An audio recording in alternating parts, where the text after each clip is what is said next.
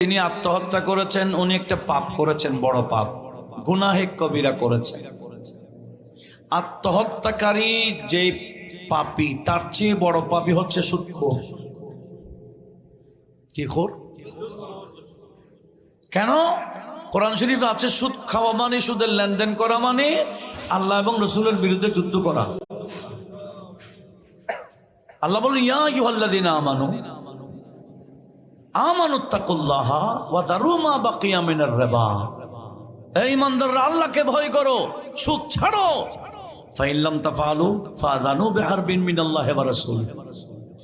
তাহলে সুদ খাওয়া মানে আল্লাহ আল্লাহ রাসূলের বিরুদ্ধে যুদ্ধ করা।